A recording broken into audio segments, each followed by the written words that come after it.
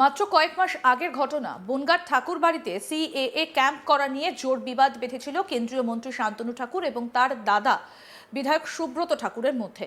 তারপর কেটে গিয়েছে কয়েকটা মাস। এবার ফের একবার প্রকাশ্যে ঠাকুর বাড়ির দুই ভাইয়ের বিবাদ। গাইঘাটা 1 নম্বর মণ্ডলের বিজেপির সভাপতি ঘোষণাকে কেন্দ্র করে দুই ভাইয়ের বিবাদের জেরে শান্তনু ঠাকুরের বাড়িতে আসা বনগাঁ সাংগঠনিক জেলার বিজেপির সভাপতি বিকাশ ঘোষের গাড়িতে তালা শেকল লাগিয়ে দেওয়ার অভিযোগ উঠল সুব্রত ঠাকুরের বিরুদ্ধে। এই ঘটনায় চাঞ্চল্য ছড়িয়েছে ঠাকুরনগরের ঠাকুরবাড়ি এলাকায়। যদিও সুব্রতর দাবি ক্ষুব্ধ কর্মীরাই এই কাজ করেছেন। রবিবারের এই ঘটনায় ফের বনগাঁ সাংগঠনিক জেলার বিজেপির অন্দরের কোন্দল প্রকাশ্যে চলে এলো। স্বাভাবিকভাবেই এদিনের ঘটনায় অস্বস্তিতে পড়েছে বিজেপি নেতৃত্ব। জানা গিয়েছে শান্তনু ঠাকুরের বাড়িতে এসেছিলেন বনগাঁ সাংগঠনিক জেলার বিজেপির সভাপতি বিকাশ ঘোষ। তার গাড়ির চাকাতে শেকল এবং তালা লাগিয়ে দেবার অভিযোগ ওঠে সুব্রত ঠাকুরের অনুগামীদের বিরুদ্ধে। বিষয়টা জানার পরই বাইরে বের হয়ে আসেন শান্তনু। সুব্রতও বাইরে আসেন। সেই সময় ঠাকুর বাড়িতে দুই ভাইয়ের অনুগামীরাও ছিলেন। শান্তনুকে বলতে শোনা যায়, জেলা সভাপতি আমার বাড়িতে এসেছেন, আমার সঙ্গে দেখা করতে এসেছেন। পাল্টা সুব্রতও বলেন ওর সঙ্গে আমারও কথা আছে। এই নিয়ে দুই ভাইয়ের বিবাদ বাড়তে থাকে। শান্তনু ঠাকুর কাটারি দিয়ে জেলা সভাপতির গাড়িতে লাগানো তালা এবং শেকল ভাঙার নির্দেশ দিয়েছেন। এই প্রসঙ্গে সুব্রত ঠাকুর বলেন, সামনে ভোট, এসআইআর চলছে।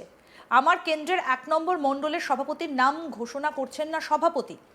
ওই মণ্ডলের সভাপতি না থাকায় দলীয় সংগঠন সহ এসআইআর এর কাজে সমস্যা হচ্ছে। তৃণমূল সিপিএম ওই মণ্ডলে প্রভাব বাড়াচ্ছে, ক্ষতি হচ্ছে বিজেপির। মণ্ডল সভাপতির নাম ঘোষণা না করায় ক্ষুব্ধ কর্মীরাই বিজেপির সভাপতির গাড়িতে তালা লাগিয়েছেন। কি বলছেন বিজেপির বিধায়ক সুব্রত ঠাকুর, আসুন শোনাই এবার। আমি গাইঘাটার এমএলএ, আমার এই মণ্ডলটা না ছাড়লে পরে তৃণমূল আপার হ্যান্ড নেবে, সিপিএম ঢুকবে, বিজেপির ক্ষতি হবে। বিজেপির ক্ষতি রুখতে দলটাকে ভালোবাসি, এই দলটাকে অনেক ভালোবাসি। দলটাকে 2015 সালের ফেব্রুয়ারিতে এখানে 0% চান্স ছিল বাই ইলেকশনে জেতা। সুব্রত ঠাকুর দাঁড়িয়েছিল সেখানে। সুব্রত ঠাকুর দাঁড়িয়ে 84,000-এর উপরে ভোট বাড়িয়েছিল। সুব্রত ঠাকুর দাঁড়িয়েছিল, কিন্তু কর্মীরা কেটেছিল। সেই কর্মীদের দিকে দেখবো না? একটা মণ্ডলের মানুষ সাফার করবে, কি করবে? তারা আজকে শুনেছে যে এইখানে বিকাশ ঘোষ জেলা সভাপতি এসছেন। আজকে তারা বলছে যে আজকে একটা হেস্তনেস্ত হবে, উনি বলবেন, উনি করবেন না কি করবেন। তারা তাদের মধ্যে থেকে কোন কার্যকর্তা বা কর্মী এসে তালা লাগিয়ে দিয়েছে? আমি তালা লাগাইনি। তালা লাগিয়ে দিয়েছে কোনো কর্মী টর্মী এসে তালা লাগিয়ে দিয়েছে। কারণ তারা তো সাফারার, তারা প্রত্যেক দিন সাফার করছে, তারা কাউন্টার দিতে পারছে না। তাদের বলছে যে তোদের এখানে সভাপতি হবে না, টিএমসির কাছে বিক্রি হয়ে গেছে, তার জন্য এখানে সভাপতি করছে না। তা কী করবো? টিএমসির বিরুদ্ধে লড়াই। আমরা ভারতীয় জনতা পার্টি করি, এখানে যারা আছে সবাই ভারতীয় জনতা পার্টি করে। তারা 2019-এ শান্তনু ঠাকুরকে জিতিয়েছে, 21-এ সুব্রত ঠাকুরকে, 24-এ শান্তনু ঠাকুরকে জিতিয়েছে। এই কর্মীরা আজকের না, এই কর্মীরা ধরে আছে বলে, তারা লড়াই করেছে বলে ভারতীয় জনতা পার্টি আজকে গাইঘাটাতে 2024-এর যে লোকসভার সব থেকে বেশি ভোটে লিড করেছে এই বনগাঁ জেলার মধ্যে। দেখুন, এটা বলতে পারবো না, আপনার প্রত্যেকটা ক্রিয়ার সমান এবং বিপরীত প্রতিক্রিয়া রয়েছে। তো এই কর্মীরা তারা জানতে চায় যে সব কিছু করার পরেও কেন এরকমভাবে, উনি খুলে বলুক।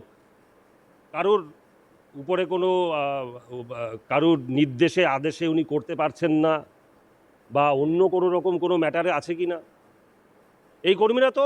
এবং আমি ওনাকে তো বলবো, কারণ কি ওনারই তো রাইট আছে সাইন করার। অন্যদিকে শান্তনু ঠাকুর বলেন, বিজেপির সভাপতির সঙ্গে এমনটা করা ঠিক হয়নি। মণ্ডল সভাপতির নাম ঘোষণা বা পরিবর্তন করাটা সংগঠনের কাজ। কোনো সাংসদ বা বিধায়কের কথায় মণ্ডল সভাপতি ঠিক হয় না। কি বলছেন কেন্দ্রীয় প্রতিমন্ত্রী শান্তনু ঠাকুর, এবার তার বক্তব্য শুনব। মূলত জেলা সভাপতি আমার কাছে এসছে,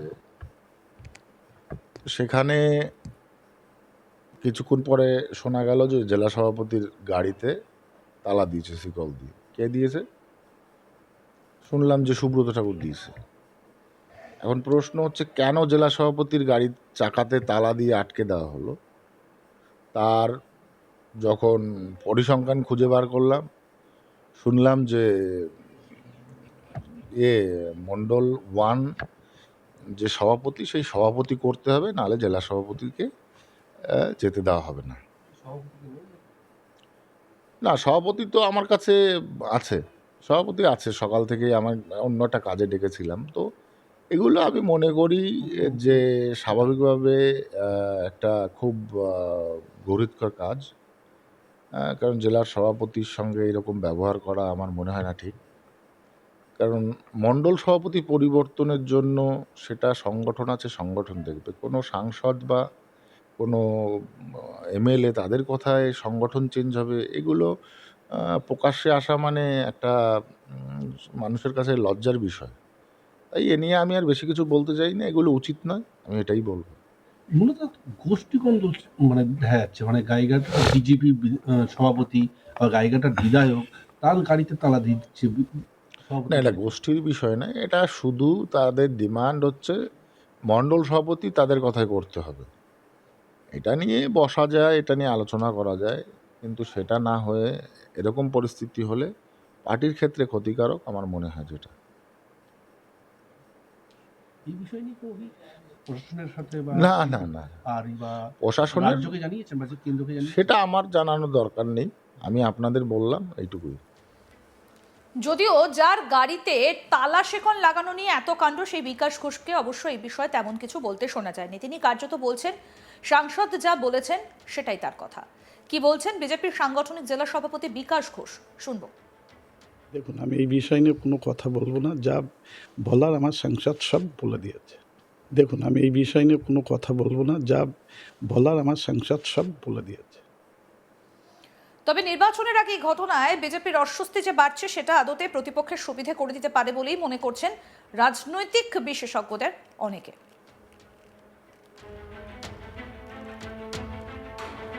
এর আগেও ঠাকুরবাড়ির কোন্দল অনেক সময়ই প্রকাশ্যে এসেছে, এবার আবারও সেই একই ঘটনা। ঠাকুরবাড়ির কোন্দল একেবারে প্রকাশ্যে, সামনেই রয়েছে 26-এর বিধানসভা ভোট, তার আগের এই ঘটনা মাত্র কয়েক মাস আগের ঘটনা। বনগাঁর ঠাকুরবাড়িতে সিএ ক্যাম্প করা নিয়ে জোর বিবাদ বেঁধেছিল কেন্দ্রীয় মন্ত্রী শান্তনু ঠাকুর এবং তার দাদা বিধায়ক সুব্রত ঠাকুরের মধ্যে। তারপর কয়েক মাস কেটে গিয়েছে, আবার ঠাকুরবাড়ির বিবাদ একেবারে প্রকাশ্যে। গাইঘাটা 1 নম্বর মণ্ডলের বিজেপির সভাপতি ঘোষণাকে কেন্দ্র করে দুই ভাইয়ের বিবাদের জেরে শান্তনু ঠাকুরের বাড়িতে আসা বনগাঁ সাংগঠনিক জেলার বিজেপির সভাপতি বিকাশ ঘোষের গাড়িতে এবার তালা শিকল লাগিয়ে দেওয়ার অভিযোগ উঠল সুব্রত ঠাকুরের বিরুদ্ধে। এই ঘটনায় চাঞ্চল্য ছড়িয়েছে ঠাকুরনগরের ঠাকুরবাড়ি এলাকায়। যদিও সুব্রতর দাবি ক্ষুব্ধ কর্মীরাই এই কাজ করেছেন। রবিবারের এই ঘটনায় ফের বনগাঁ সাংগঠনিক জেলায় বিজেপির অন্দরের কোন্দল একেবারে প্রকাশ্যে চলে এলো। এই নিয়ে কি বলছেন যার বাড়িতে এসেছিলেন, তারা বলছেন যে এই পুরো বিষয়টা তারা দেখছেন। তবে শান্তনু ঠাকুরের বাড়িতে বনগাঁ সাংগঠনিক জেলা বিজেপি সভাপতি বিকাশ ঘোষ আসাতে সুব্রত ঠাকুরের অনুগামীদের বিরুদ্ধে কিন্তু এই অভিযোগটা তোলা হচ্ছে। আরও আপডেট পেতে দেখতে থাকুন আজ তাক বাংলা, সাবস্ক্রাইব করুন, নোটিফিকেশন পেতে বেল বাটন অপশন প্রেস করুন।